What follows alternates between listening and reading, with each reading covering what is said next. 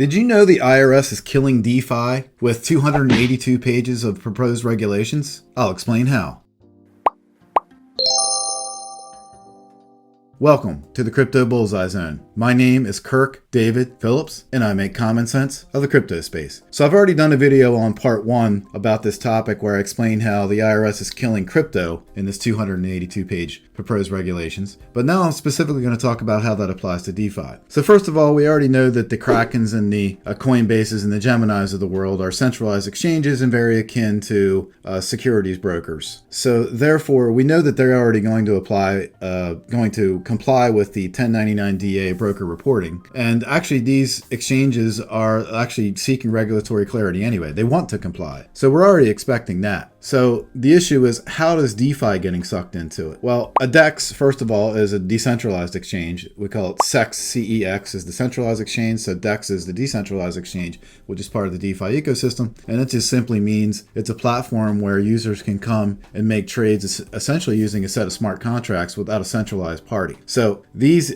DEXs do not ordinarily collect Know Your Customer KYC information, just like banks do and like the centralized crypto exchanges do. So the DEXs do not do that. However, these proposed regulations are attempting to basically cast a wide net over the entire ecosystem such that DEXs would also be considered digital asset brokers and have to report on all your crypto trades and other transactions.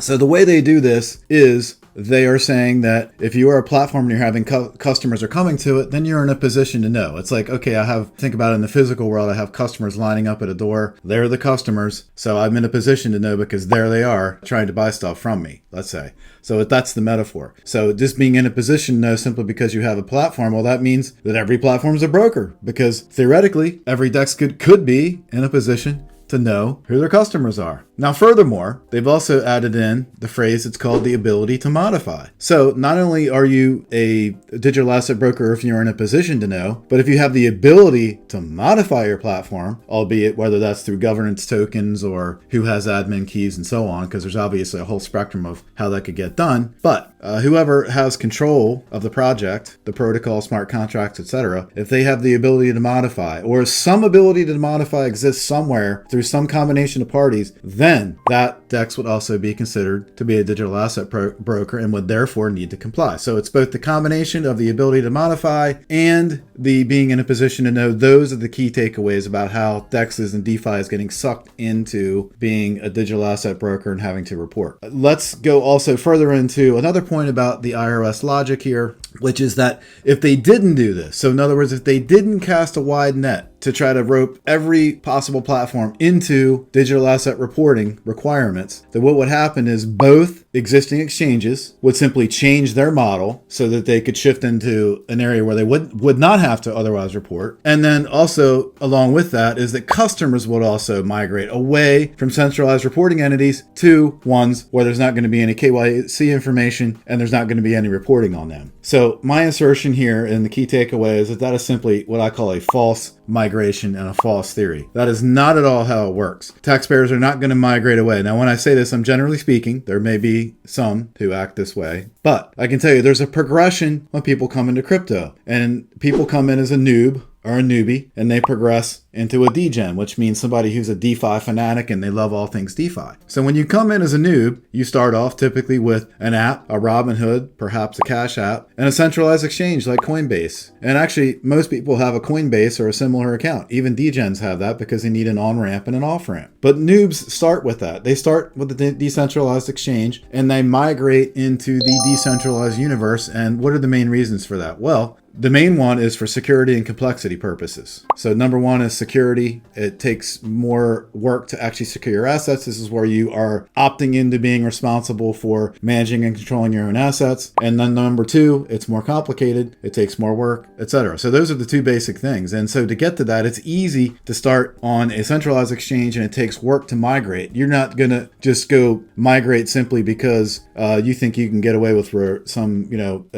working around a reporting requirement. requirement and go to a DEX. The primary thing that's going to be overarching all the time is going to be that it takes work to get there, and there's a progression. That's going to override and supersede, even if there is somebody's desire to try to, do a workaround and go to a platform if that platform was otherwise going to not be a reporting platform. So I just think that that narrative is actually false. And in addition to that, I also have another assertion in the key takeaway is it would actually take more work for a taxpayer to actually try to hide some of the crypto assets and report some assets here and not report other assets over there. So to try to hide assets, that's actually more work than just doing everything the right way. Okay, so what the reason for that is that every transaction together is like a cobweb. There's a golden thread that weaves all transactions together all the way back to the beginning of time. Every blockchain, every crypto asset from day one, from when a taxpayer engaged with their very first transaction, that is the cobweb, and you cannot cherry pick that out of there. All transactions are inextricably linked like a cobweb, and therefore you can't pull it out. To pull it out is to do more work, and it actually doesn't make any sense. Taxpayers are not going to do that. It's already hard enough for someone to manage their crypto taxes anyway. Crypto tax calculations and management is already a headache, and it's already a nightmare. They want to make that easier. They don't want to do more work and try to hide stuff. It's counterintuitive. So that I just can't buy that theory at all, that that's what taxpayers would do. But nonetheless, that's the logic behind saying that everybody is a broker, including DEXs, and if we just cleverly change the meaning here and there of certain things, which is if you could know, then you got to report, and if you can change your platform, you got to report, and that is basically the crux for how DeFi could be killed, because essentially there's even some stuff bouncing around now about how Uniswap v4 has a hook that allows for KYC collection. So some comments have been made, well, that's just going to progress into where this collection mechanism is residing on a centralized database somewhere. That's the assertion, is it going to kill it, because to do that is to undermine the decentralized technology and therefore the beautiful ability to work and interact seamlessly with the DEX. So anybody who knows that, any degen that knows that, is just really an awesome feeling, and that would get killed. So anyway, with that being said, there's a lot more to cover with these proposed regulations, but that's it for now on the death of DeFi and these 282 pages. To keep bringing you great content, please go below, like and subscribe to this channel, and based on what I've said, what's the thing that bothers you the most about what I've said here today? Or also what bothers you the most about what else you may know about these regulations? But based on what I said about DEXs, what's the thing that troubles you the most about this proposed change? Thank you.